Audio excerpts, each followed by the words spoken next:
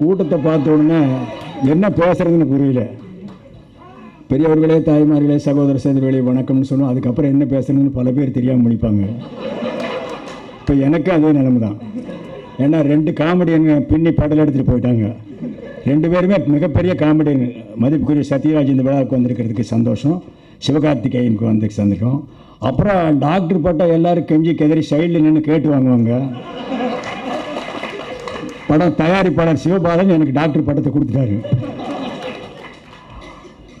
அப்புறம் இந்த படத்தில் வந்து டைரக்டர் ஆரோக்கிய தாஸ் அவர் என்கிட்ட வந்து கதை சொன்னார். கதை 1 வருஷம் அடைஞ்சார்.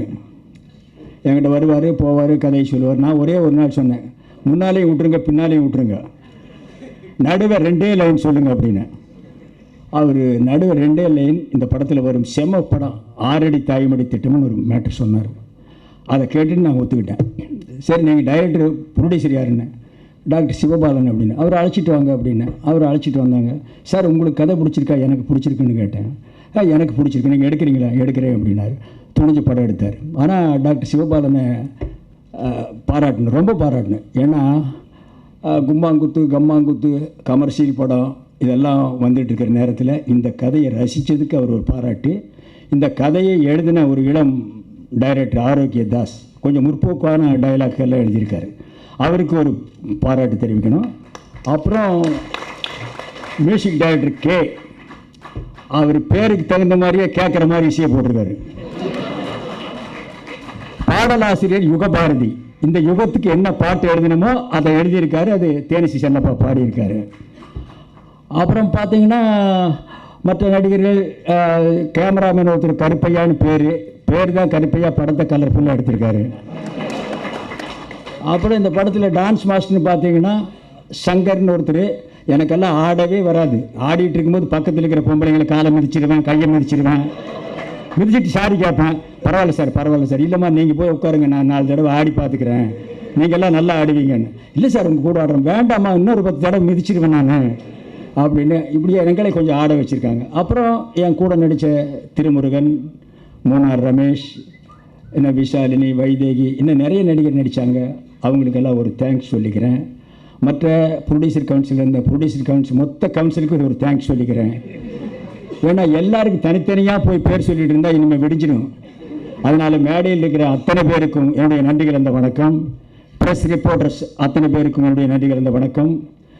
என்னோட ஒர்க் பண்ண நடிகர்கள், டெக்னீஷியன், மியூசிக் பார்ட்டி அத்தனை பேருக்கும் வந்து ரசிகர்களுக்கும் ஒரே அடியாக ஒரு வணக்கம் சொல்லிக்கிறேன். ஏன்னா ரொம்ப நேரம் சத்யராஜ் பிச்சை எடுத்துட்டாரு. அதே மாதிரி சிவகார்த்திகேயன் பேசிட்டாரு. இதுக்கு மேலே நான் காமெடி பண்ணால் எடுபடாது. ஏன்னா படத்தில் வேணால் காமெடி பண்ணிக்கலாம். இந்த படத்தோட கதையை சொல்கிறதுன்னா 2 மணி நேரம் எடுத்த படத்தை யுகபாரதி 2 லைனில் சொல்லியிருக்காரு.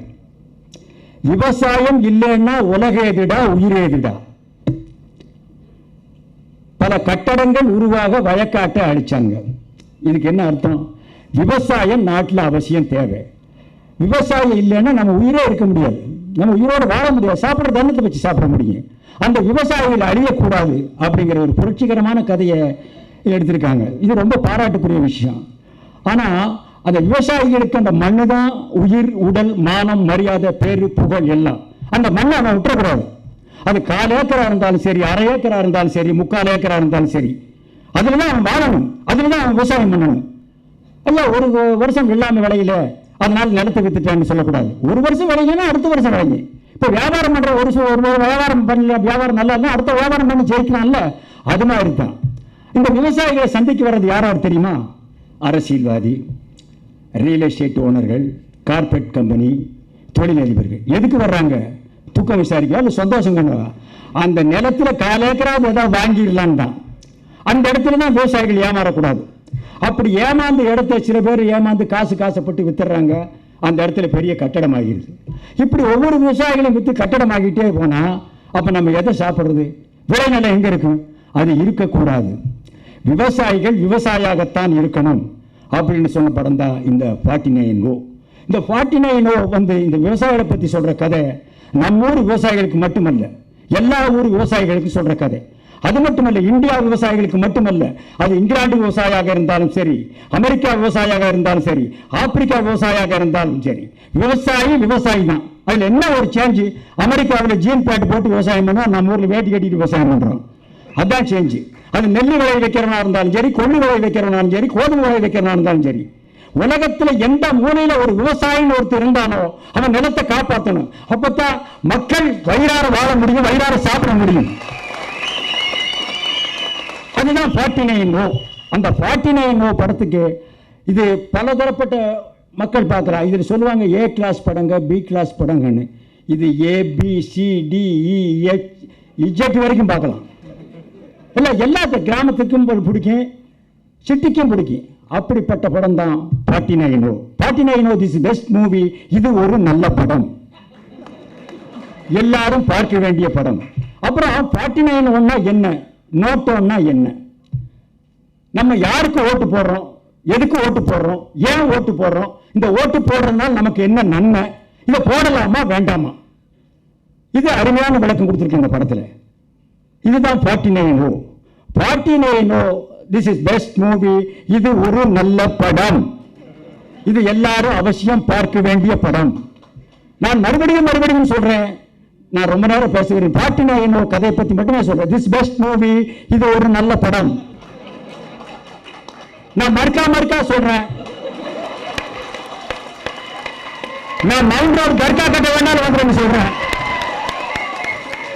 இந்த படத்தை நீங்க தயவு செய்து யாரும் மிஸ் பண்ணிடாதீங்க. இந்த படத்தை நீங்க அவசியம் பார்க்கணும், ஃபேமிலியோட பார்க்கணும். ஏன்னா எல்லா அம்சமும் இருக்கு.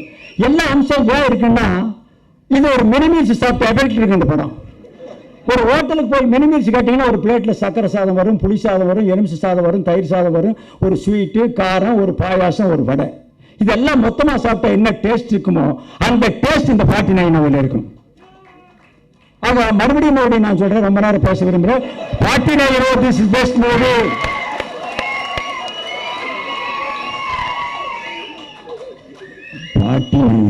This is best movie.